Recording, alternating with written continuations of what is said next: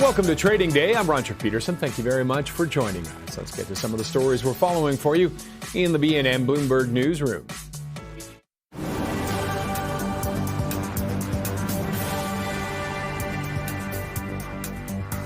The U.S. and Iran have agreed to a 2-week ceasefire, and Tehran has pledged to reopen the Strait of Hormuz. Ship owners are now rushing to understand the terms of the deal to provide an exit window for the more than 800 ships trapped in the Gulf.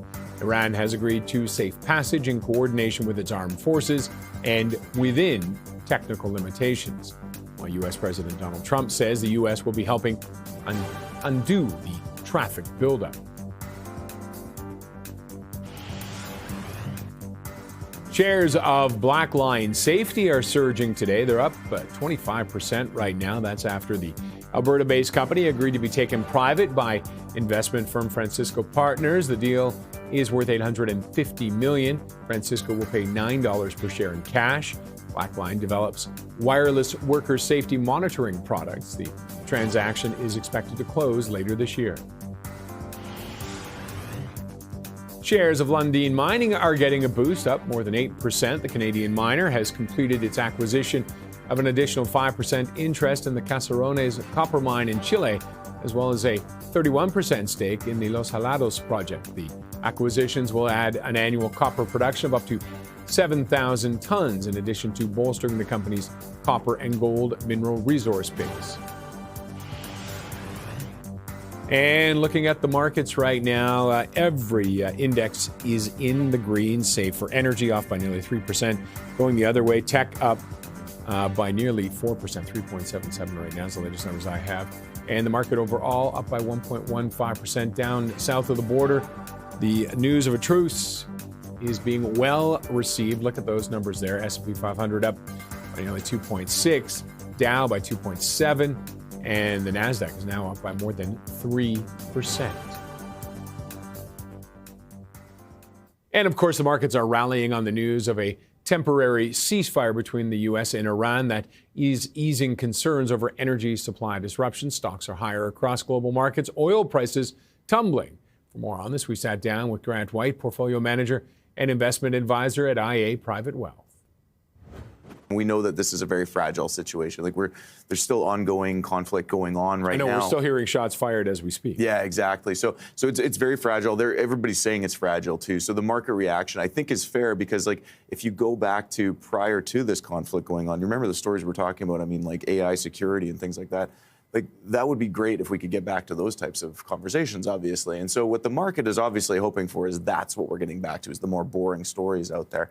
But yeah, so I don't think they're overreacting per se, but I do think that we are up for a roller coaster ride in this still. Yeah, because we also saw quite a strong recovery last week too. Yeah, exactly. And I think that was more of a reaction to the overreaction that's happened throughout this. I mean, nobody expects this to be a long-lasting conflict, especially given the pressures that the President Trump is facing back at home more than anything. And so I expect that this is going to be short-term. Hey, we all hope that this is the end of this coming up here. And certainly the market is showing that it hopes for that today.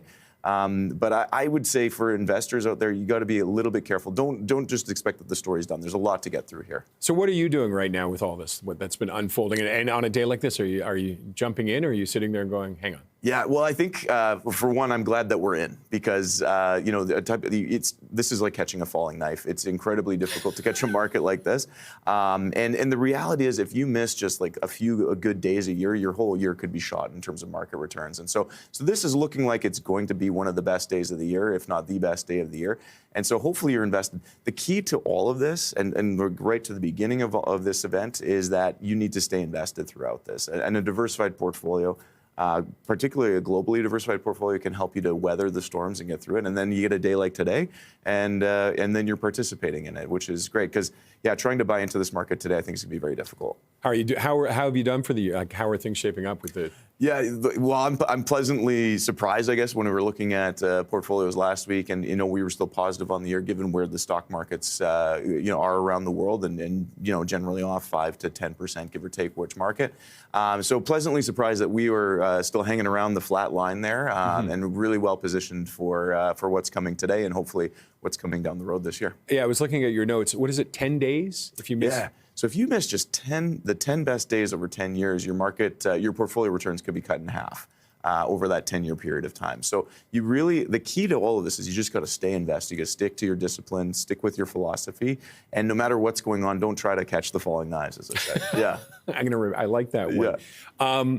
So with that, does your philosophy change though? Like, does it change over the year? Does it change? Is it a seasonal to a degree? Like, obviously you're looking at how things are flowing, but also as you age, you're going to change what you need and what you want. Should you be adjusting that? Yeah, I mean, you gotta adjust for your life for sure. And as an investor, that's what you should be focusing on more than anything. But not necessarily the seasonal change or what's going on in the macro environment. I think that what does change, though, is where the opportunities are. And what we have seen, and it's been difficult over the last couple of years with such dramatic growth, and especially a number of areas, it's difficult to find really great opportunities. Now, I mean, hey, war is bad and conflicts are bad. But when you look at what the market has done, just purely on the market, we have seen some opportunities come up in the last little while because prices have come back a little bit. Frankly, not as much as you might have thought or we might have thought could have happened, but that does bring opportunities into play. And so then we can pile into those opportunities and take advantage of lower pricing when that does happen. What's some of the best opportunities you've seen over this last? Well, some of the best names out there, I think, that have come back is names that are probably more boring. I mean, actually, one of the companies. Sometimes boring is good. Yeah, absolutely. I mean, one of the companies that we've been actually focusing on a little bit more is Canadian Tire. And because, like, in all the noise of AI, Canadian Tire has been doing a really great job of using AI to push up their revenue, to create better customer experiences. And so companies like that, I think, are really taking advantage of the new technology that's out there and improving their business. And so when you get pricing opportunities on a really boring company, like I say boring in the fondest way possible. Yeah, it is. You know, the nicest way. But it's like when you get an opportunity on a really great company like that, then that's great, you know, because otherwise you don't get the pricing opportunity that we've seen in the last little while. And that was Grant White, portfolio manager and investment advisor at IA Private Wealth. Now, despite the U.S. and Iran reaching a truce, some energy companies indicate recovery will take some time. My next guest believes this will lead to a boost in the energy service sector. Let's hear more now from Gavin Graham, Chief Investment Officer at Spire Wealth Management. Gavin, thank you as always for joining us, sir. Glad to be with you, Roger. Okay, energy service stocks. So not necessarily energy, but the people doing the work to repair things, I imagine. You're going to see some benefits right now. Absolutely. Well, I mean, oil service stocks are not a big part of the energy index, which, by the way, obviously has been the best performing over the last month or so, even with today's pullback. But they're 8 to 9% of the energy sector, and it's stocks like Schlumberger, or SLB as we should now call it, Halliburton, Pearson Systems and the like. And effectively, you are needed to actually get the oil and gas out of the ground and to make sure it's being produced efficiently and to put the diluents and everything else into the wells. But secondly, as you were mentioning, with the amount of destruction and closure of facilities, particularly in the Middle East, there's going to be a bunch of work there once things get restarted. SLB, Schlumberger, actually mentioned in its recent comments that they had obviously a downturn in activity in the Middle East, and it was going to take sort of 6 to 9 cents off their first quarter earnings. But obviously, the longer term, it looks very attractive indeed. And one also has to think that there'll be maybe countries like Venezuela, which have effectively been closed to major international oil service companies, where the infrastructure is very run down because no money was spent on it, and what money there was went into the hands of the party organization that could well provide another big source of revenue, possibly even if this truce ends up being longer lasting. And who knows what on earth is going to happen? I have no clue at all. But one of the things that has been talked about is maybe some investment into the Iranian energy infrastructure, which has been badly underinvested in since the Iran-Iraq war in the 1980s, where a lot of destruction was done. Not a great deal has been done to repair that, and a lot of the infrastructure is very old. So if it were to be a lasting settlement, then maybe some money could be put into making that more effective as well. But all of this is obviously very good news for the oil service companies. SLB in particular is actually quite involved in AI because it's building modular data center camps to help build out all those data centers for AI, because it's used to building pretty sophisticated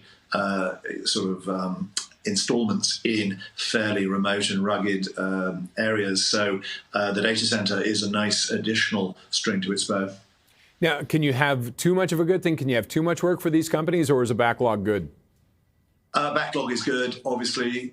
In fact, SLB, the revenues were off a little bit in 2025. The earnings were actually down about 25% because the price of oil was lower, and particularly in the Middle East, there was some cutting back in terms of activity even before the Iran situation. But effectively, the more the backlog is there, the better it is. And one of the things, what you do if your job is being taken away by AI, you go to do things which AI can't do, like, for example, building oil installations and getting stuff out of difficult places. And so that could actually be a big source of growth for good, well-paying jobs. But perhaps it's another reason why you want to go to trade school rather than university, because you'll get the skills that will be helpful. All right, duly noted. It might be a little late for me, but I'll think about it if I need a career change, Gavin. Let's talk about the producers themselves. They're taking a bit of a hit today. Exxon is down. Shell is down as well. Is that simply the reaction today? How do you see it longer term? No, absolutely. I mean, the price of oil is off, $14, $15. Biggest one-day fall in the price of oil since the COVID outbreak in 2020, and I think the third worst day this century. But that's after it went up a heck of a lot in the previous month. And one of the interesting things about last year, the price of oil went from $80, West Texas went from about $80 a barrel to $60, but the actual oil stocks themselves were held up really well, were only down a little. Some of them were even higher because they make lots of money even with oil at $60 a barrel. So with oil at $80 a barrel or $90 a barrel, even now after this big pullback, they're still going to be very, very profitable.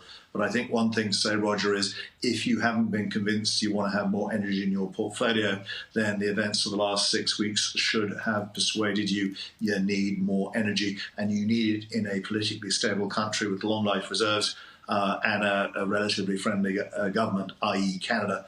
I was giving a speech in Calgary a couple of weeks ago, and I said, while it's obviously a disturbing time and it's not to downplay the seriousness of things, if you wanted to be anywhere in the Western world at the moment, probably being in Alberta is about the best possible place, because it's the epicenter of long life resource assets, which now we might possibly actually be able to get out to other people if we start building some pipelines. All right, we'll have to see what happens with that. I want to get into a couple of other thoughts here. The tech sector seeing a nice bounce today. Where do you see it going right now? I would suspect it might continue to drift off as it has been doing. If you look at the Mag 7, almost everything apart from Apple is down more than 20% from its all-time highs back in sort of September, October last year, because people are realizing that building out all these AI data centers by the hyperscalers, as they're called, not all of them are going to be successful. It's enormously expensive, and there's already issues with getting the supply of power and infrastructure and the chips and everything else. So you have done exceptionally well in these stocks. I've been saying for a while, as you know, Roger, in previous conversations, never wrong to take a profit. This is giving you a chance to take a bigger profit than was the case yesterday, because these have all bounced enormously. But in essence, this sort of muscle memory, people are going, oh, this all worked so really well for the last 3-4 years. It's hard to give it up, but actually maybe you take some profits there and rebalance into energy. Okay, we'll wrap it up there, Gavin, but thank you as always for joining us. Thank you, Roger. Cheers. Gavin Graham, Chief Investment Officer at Spire Wealth Management. When we come back, how the war in Iran could shift global demand for oil and gas and what a more energy independent future might look like. That's after the break.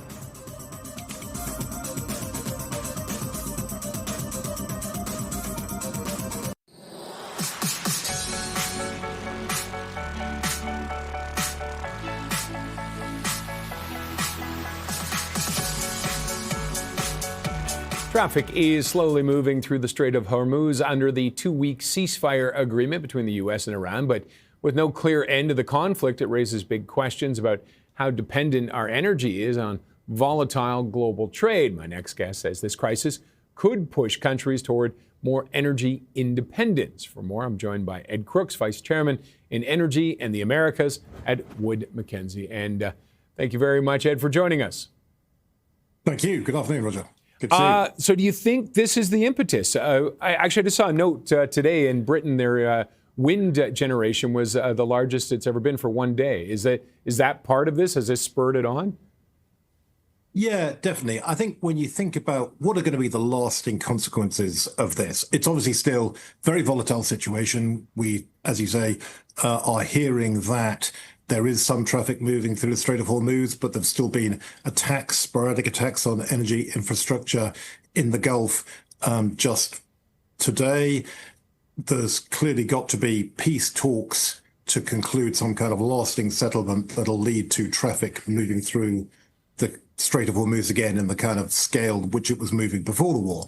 So still a lot of hurdles to get over. Even if we get over those hurdles, then I think everyone is going to be in that position of remembering what happened and remembering the threat that we faced. And this is going to be even more true. Obviously, if the strait remains closed, then that risk is going to loom very, very large in the minds of policymakers and investors and corporate leaders. And I think if you think back to the 1970s, I think this is a very similar situation. What happened when we had those oil shocks of the 1970s, 73, 74, and then again in 79, 80? The answer was that all kinds of other options for energy supply got explored. So that meant there was big interest in finding other sources of oil supply from Alaska, from the North Sea, from Canada. There was a lot of interest in research into renewables. Wind and solar obviously still really just sort of embryonic technologies there, but got a big push. There was a lot of investment went into coal and into nuclear and also a lot into energy efficiency. So I think that's really what we're going to see again is something very similar this time round. We're going to see as you say, energy independence, not being reliant on imported fossil fuels as being increasingly important for every country in the world. And that's going to inspire all this kind of investment, as I say, all this wide range of other energy sources. But is there not that concern about that comfort? Once things are restored, everybody just gets back and go, you know what, that was a one-off, and it's so much easier to get our oil like this and our energy like this. And it's cheaper. Yeah, 100%. 100%. That is human nature, and that is often what people do, and people kind of drift back towards the lower cost option. As you say, it's often more expensive. The oil and gas that come out of the Gulf is some of the lowest cost production anywhere on the planet. That's very attractive. If you move away from oil and gas, as people have said, if you think about moving to EVs, often those are more expensive. Not always, obviously, if you get a good cheap Chinese one, but often that can be more expensive. If you're thinking about power, nuclear power in the West is still very expensive. So yeah, absolutely, all of those are issues that are going to hold people back. But even so, I think this has been already such a traumatic experience. And I think, as I say, could well still turn out to be even more traumatic in the future. As I say, this is by no means over. This is not the end of the war, maybe the beginning of the end, but it isn't all over yet. And so certainly I think it's going to be the case if the closure of the Strait of Hormuz continues, then people are going to be prepared to take some of those difficult decisions, as you say, sometimes to choose those more expensive options, those less convenient options, just because people have fully realized what perhaps they should have realized before but didn't, which is that an economy that is dependent on fossil fuels, and in particular on fossil fuels imported from the Middle East, has some pretty profound vulnerabilities to it. And when you say that independence, it's not, for Canada and the U.S., it's not just suddenly going to nuclear and wind and solar. It's also including oil, but we have far better control over that. But for those alternative energies, the U.S., Trump has essentially turned away from them. Will this have people and investors looking towards China, which is now being perceived as a leader in electric vehicles and the like? Yeah, definitely. I do think this has been very good news for China and China's industrial strategy. As you say, it's much less of an issue in North America for Canada and the United States, which are such big oil producers, big natural gas producers as well, and very much able to be insulated from the shocks that have been hitting global natural gas markets. But for many countries around the world, as I say, they're going to be thinking about that dependence on imports. And so they're going to be looking to alternatives. And when they look to alternatives, first place you go is China, because, as you say, China has such a strong position now in EVs, in lithium-ion batteries, in solar, to an extent in wind as well. And so I do think, there's a lot of talk at the beginning of the year about the problems in China because of overcapacity in so many of those industries. Well, not sure that counts as overcapacity now. I think we may well see demand rising. And in fact, anecdotally, there's all sorts of stories already you can hear from around the world about people looking to EVs and other similar technologies in order to reduce their import dependence. And that's great news for China. Now, can the U.S., Europe, Canada, can they play catch up? I mean, Canada had a renowned nuclear program. It's still there and it's still considered up. But can we play catch up with a place like China? I mean, I think they can. I think there is some fantastic technology in North America and in Europe, as you say. Canada had that great strength in nuclear, a lot of strength in the United States in nuclear technology, a lot of excitement over these new nuclear projects being developed, SMRs, which hopefully, if all goes according to plan, will get around some of the problems that we've had with previous generations of nuclear plants. And so I definitely think the potential is there. It requires a bit of vision, I think, to grasp that. I mean, one of the crucial things, I think, which has been a lot of movement on in the United States, perhaps a lot of talk about it, maybe less actual movement in Canada, is towards deregulation or re-regulation, streamlining permitting and regulatory processes, just making it possible to invest in those technologies to get new infrastructure built. Of course, notoriously a difficult and challenging thing to do for energy infrastructure and other kinds of infrastructure as well. Perhaps this is going to be one of the things that will be a catalyst towards getting real legislative and regulatory action to make sure that we can actually get that stuff built, because it's becoming clear to people just how badly we need it. Okay, we have to wrap it up there, Ed, but thanks very much for joining us. Ed Crooks is Vice Chair in Energy and the Americas at Wood Mackenzie. After the break, we'll dive into what today's Fed minutes could tell us about inflation risks and the outlook for rates. That's next.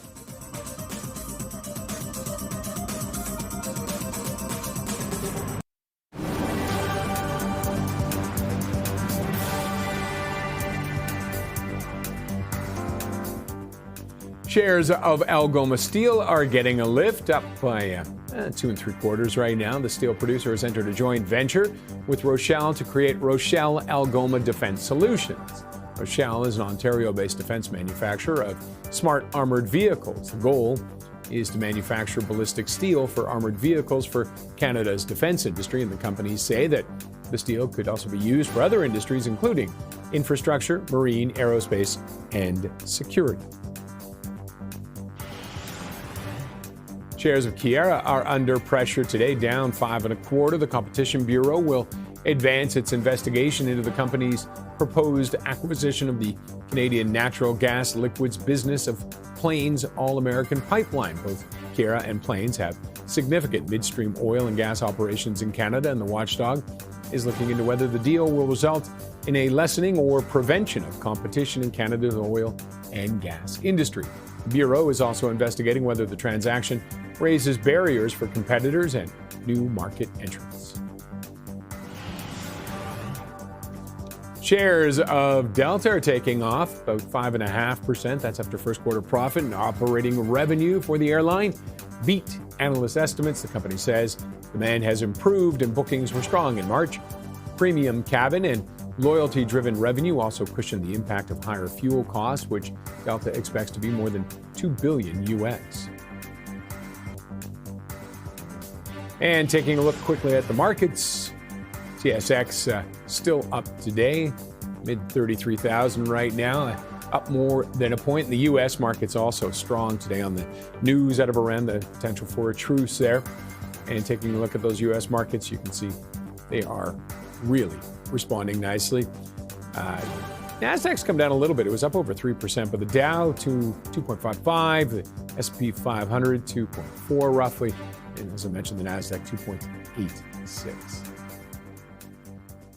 Well, markets are awaiting fresh insights from the Fed this afternoon, with March minutes set to show how policymakers weighed the inflation risks from the U.S.-Iran conflict after a sharp run-up in oil prices last month. Now, to help unpack how the Fed is weighing inflation risks and the outlook for rates, we're joined by Mark Giannone, Chief U.S. Economist at Barclays. Mark, thanks very much for joining us.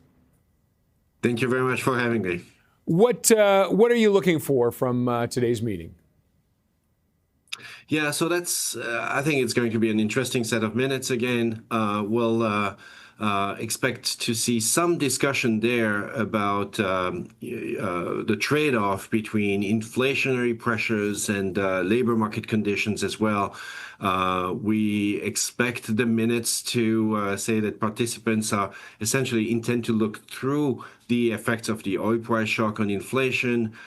We think overall we'll have a majority of the committee that and all participants that continue to support the view that rates should be lowered further if and when they gain confidence that inflation is returning closer to their 2% target.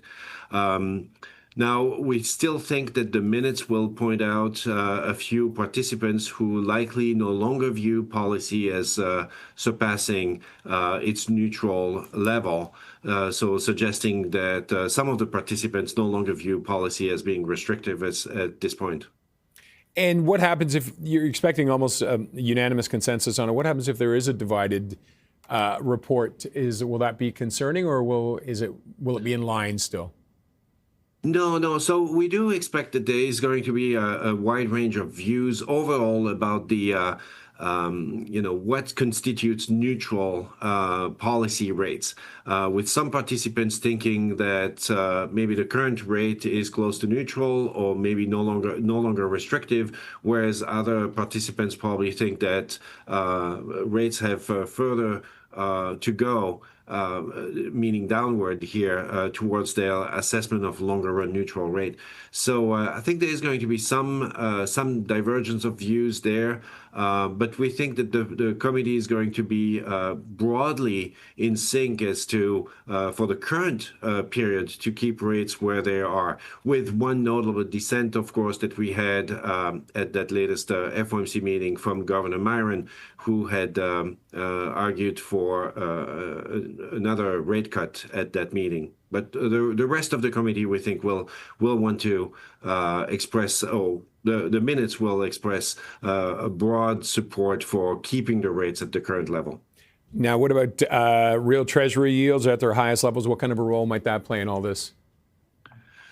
So I mean, markets have been affected mostly by the what's going on in the Middle East and the oil prices in particular, how they have affected the inflation outlook, the broad economic outlook. So I think the Fed is, for the time being, I think, sort of a factor that's in the background here. I think it will come back in the more front and center as we have more clarity on what's happening with the Iran conflict and the trajectory of oil prices going forward. Now, I mean, I guess that's the big question too. How much weight does this report carry? These minutes carry now that we have, for now at least, we have a truce. No, that's right, exactly. So look, I do think that. Now that we have the truce, as you said, and oil prices have fallen sharply, about $20 overnight when we look at WTI, for instance, I think the baseline that the Fed was facing at the time of the latest FOMC meeting become more appropriate again. And so I think the minutes are no longer outdated, if you want. Had the oil prices remain well above $100 a barrel, I think one could have argued that the minutes would be somewhat stale at this point. But this is no longer the case today. And then we'll throw in, just for good measure, Friday's job data. What do we do with that? Well, we had an interesting report last Friday. The March employment report suggested more strength that was broadly anticipated. Clearly, payroll increased 178,000 in March, fully offsetting and more, the decline that had been registered in February. So I think what that says is, there's a pretty decent underlying pace of job gains. The 3-month moving average is at 68,000 jobs per month on average. That's maybe exaggerated slightly by some of the factors. We suspect that there were some temporary factors that boosted really the March print, like the end of a strike, maybe some statistical features, but also maybe the weather contributed positively to a solid March print. We think the underlying pace is weaker than what was shown in the latest print. We think the underlying pace is close to 50,000 jobs a month or so, and that's what we expect to see on average over the next several months again. Okay, Mark, we'll wrap it up there, but thank you very much for joining us. My pleasure. Thank you. Mark Giannone is Managing Director and Chief U.S. Economist at Barclays Capital. Coming up, U.S. President Donald Trump calls for a 50% levy on all countries supplying military weapons to Iran. We'll break down the potential impact of that, and that's next.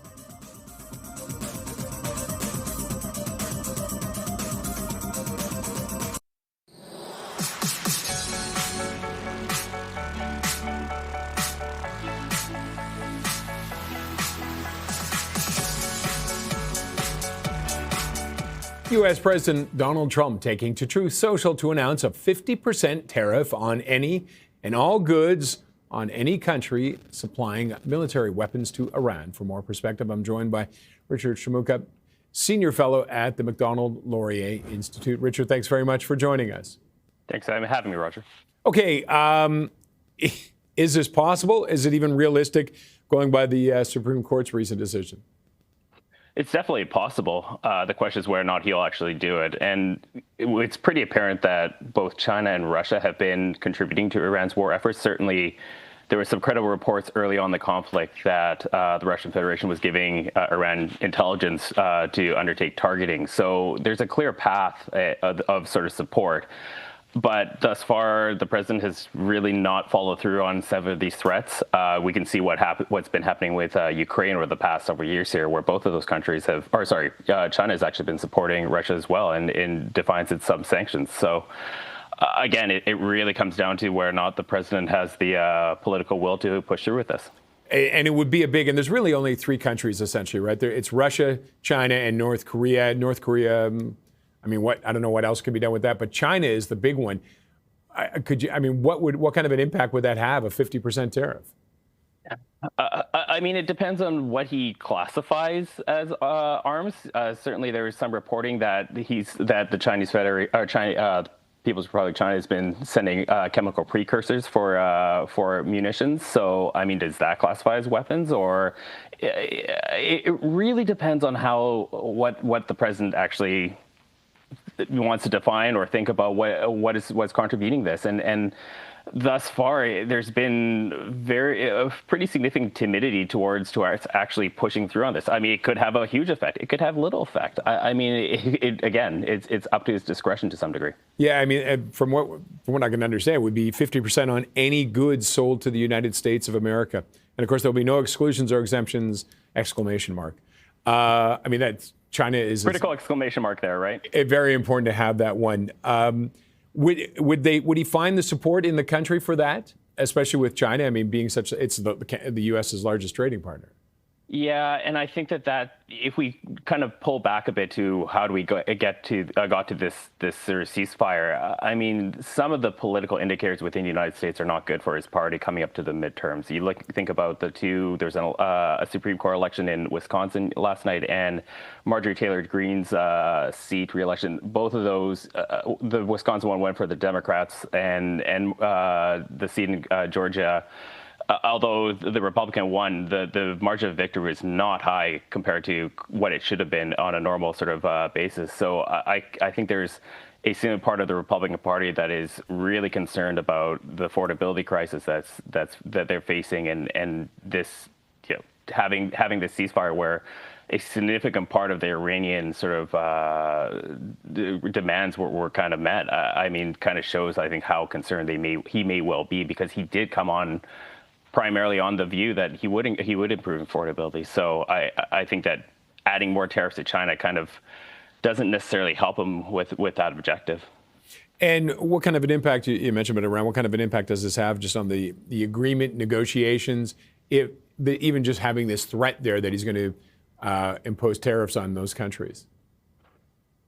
I really have to wonder if they are going to really be concerned by it, or will they just kind of continue on what they've been sort of doing the past couple of weeks here, or months here. I just don't. I mean, the sort of agreement is pretty heavily favored to Iran. Now, be aware that Iran suffered some grievous harm through the 5-week bombing campaign, but I mean, having the ability to basically control the Hormuz Strait, which was something they didn't have at the beginning of the conflict. If you're Russia or China, I don't know how much the credibility of the president to sort of follow through on threats they may see through that, right? And sort of think that we'll just continue what we're doing. So even the Iranians know about tacos.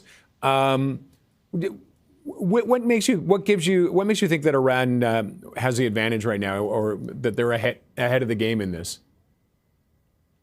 I think it's a bit mixed, because as I said before, like the harm that's been inflicted on their country and the regime specifically is pretty significant, right?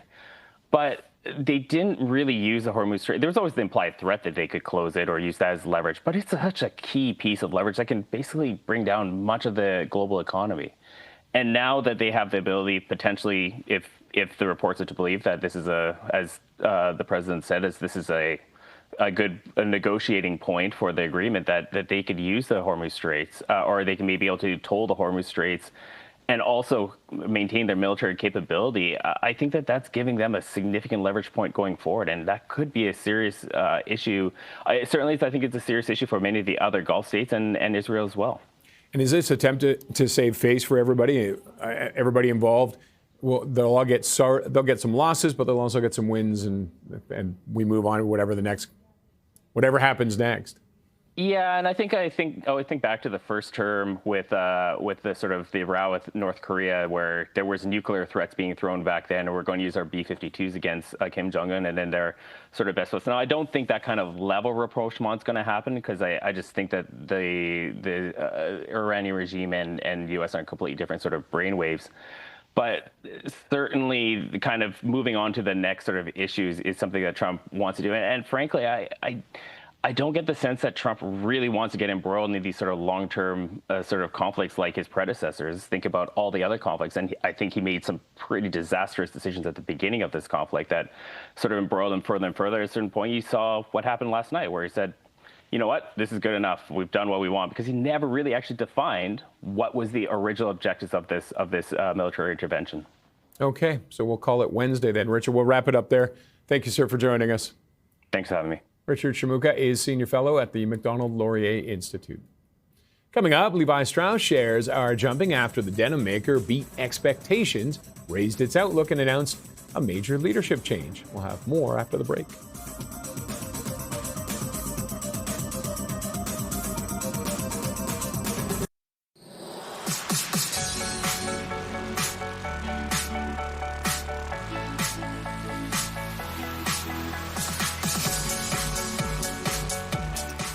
Take a look at Levi Strauss. It is having a good day, up more than 11.5%, posting its strongest revenue growth in nearly 4 years. Investors responding to strong demand for baggier denim, higher full price sell-through, and growing engagement with younger shoppers online, all helping offset tariff pressures. For more, we're now joined by Oliver Chen, Senior Equity Research Analyst at TD Cowen. And Oliver, thanks very much for joining us. Roger, it's a pleasure to be here. All right. What did they say? I guess I almost want to say they pretty much did everything right. What really stood out for you then? We're excited about that continued momentum and growth in terms of the organic growth rate being 9%. Also, it's the 16th quarter of positive comps in their direct-to-consumer business. What's happening, Roger, is Levi's is becoming more head to toe and selling you more than just jeans in terms of tops and dresses and lifestyle product. It's also a powerful global brand. About 50% of the revenues outside the US. And we are in a nice denim cycle and a denim moment in terms of people dressing up and down with denim. So a lot of these things are working, and they're managing margins and managing pricing well in a tough environment. So we're pleased to see that. Also, the valuation, in our opinion, is pretty modest. It trades at a PE ratio of 13 times, and our sector is close to 15 times. And you're getting a market share leader in denim that's global and has a growing loyalty program. So a lot to like in terms of what we saw this quarter. So what are they doing to make jeans sexy? I mean, Well, I guess what's they're always happening sexy, in but jeans, Roger, is the Canadian tuxedo in terms of jeans being iconic, but we see what in this market is preppy and classics with a twist. So people love denim as a category, and it's a classics category. Making jeans sexy, making jeans desirable, music, culture, what's happening with looser and baggier jeans, that's working too, and both women's and men's. But Levi's has an iconic franchise, a 501 franchise, and that classic execution matters too. But generally speaking, as we think across denim and denim trends, looser, baggier fits, that's working too. Men are a little bit slower to that trend, but women have been moving away from skinny into baggier, and we've seen all kinds of quality levels in denim. They have a very premium line called Blue Tab, which is great too. And this company is a category maker in a way, in terms of Levi's pioneering denim from the very beginning, and also Levi's having a very advanced laboratory where they do a lot of fabric treatment, and a great appreciation at the luxury side of Levi's too. So it's a brand that is inclusive in that it incorporates a full span of different offerings, and it stands for quality as well as thinking about regeneration and the environment too, which is very good to do. any concerns that it's trying to be too much, do something for everyone? Well, it's an American brand in that sensibility, and you have to do a little bit of both. You have to stay cool and interesting and innovate. At the same time, you can be democratic. So I think it's a case in point where this is a unique category, denim, and it can stretch. But we're always watching that. To be the best here, you have to move and groove in terms of the silhouettes that she wants. You also have to be at the center of culture, meaning Levi's has to be relevant with music and sports. And those are factors too. And this company's been on a journey and done a very good job with spending in terms of the right marketing dollars, as well as having new Gen Z and millennial customers being a big percentage of their total new customers. That's a positive too. And then as we think about retail, TikTokification, culture, thinking about media, very important to embracing things we don't necessarily need, but we want. And they also saw some huge gains in China. They're looking solid there. Yeah, that's a nice turning point, and it's a good proof point. And China's a market we've been watching because it's been very cautious in terms of the traffic. So this brand has a lot of legs globally regarding the desirability in China and Europe and Asia, as well as in North America. Okay, so looking ahead, what are some possible headwinds? Where are there some weaknesses you might be concerned about? Yeah, we continue to look at pricing, and it's a tough market, apparel, that's very fragmented and competitive. So staying ahead of the curve with innovation.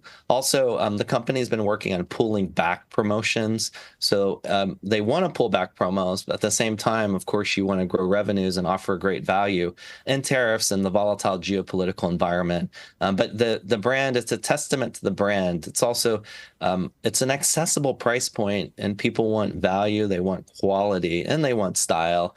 Levi's is rising to that challenge, in part because this company, Roger, had never done really cool tops or really great dresses or head-to-toe denim in a more intentional fashion. It was a little more boring, like basic tees.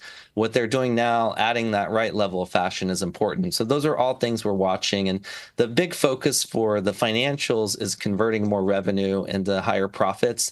That means more specifically, they'll manage working capital more tightly in terms of inventory turns and really trying to get the right stuff at the right place at the right time.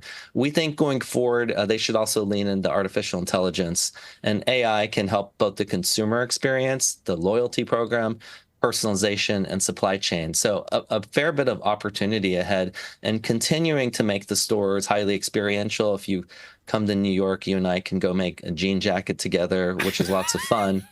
And that's important too in terms of surprise and delight the customer. All right, don't be surprised if I come knocking at your door then.